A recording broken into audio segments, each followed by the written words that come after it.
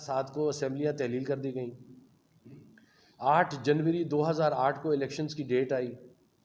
27 دسمبر 2007 کو جو ہے وہ افسوسناک واقعہ پیش آیا جس میں محترمہ بینظیر بھٹو کی شہادت ہوئی.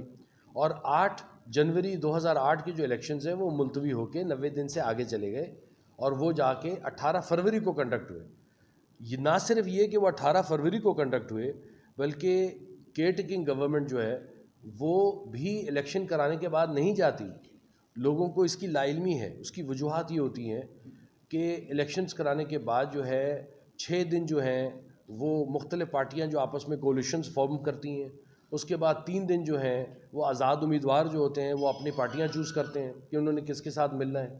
اس کے بعد جو 9 دن ہوتے ہیں اگلے، اس کے اندر جو ہے وہ آپ کی خواتین کی 60 سیٹیں ہیں، آپ کی مائنورٹی کی سیٹس ہیں. یعنی کہ ان شارٹ کہ جب تک صدر پاکستان جو ہے وہ اسمبلی کا اجلاس نہیں بلاتے اور اسمبلی جو ہے وہ اپنے قائد اعوان جو ہے ان کا تعین نہیں کر لیتی، تب تک کیئر ٹیکنگ گورنمنٹ جو ہے وہ اپنے پورے جوبن پہ رہتی ہے اور کسی جگہ پہ بھی اس دوران جو ہے وہ گورننس کی ایبسنس نہیں ہو سکتی. ایسا ممکن نہیں ہے. ایسا ممکن نہیں ہے. Government will always be present either in the shape of caretaking government or it will be in the shape of the elected government. پھر وہ پاورز جو ہیں ٹرانسفر کر دی جاتی ہیں اور یہ معاملات ہیں. تو آپ کو یہ معلوم کہ حیرانگی ہوگی کہ 18 فروری کو جو الیکشنز کنڈکٹ ہوئے تھے 2008 میں، اس کا پہلا جو سیشن تھا نیشنل اسمبلی کا وہ 31 مارچ کو بلایا گیا تھا.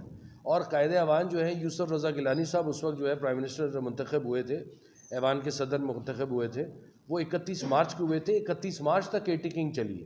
تو جب اس وقت آپ کے سامنے ایک پریسیڈنٹ موجود ہے اور وہ آئینی تھی، اس حساب سے الحمدللہ ہم بھی آئین کے مطابق کام کر رہے ہیں اور اپنا کام کرتے رہیں گے تا وقت کہ الیکٹڈ گورنمنٹ نہ آ جائے، تا وقت کہ الیکشنز کنڈکٹ نہ ہو جائیں، تا وقت کہ ہم اس کو جو ہے وہ ٹرانسفر نہ کر دیں to the new elected government ساری گورنمنٹل پاورز. جی جناب.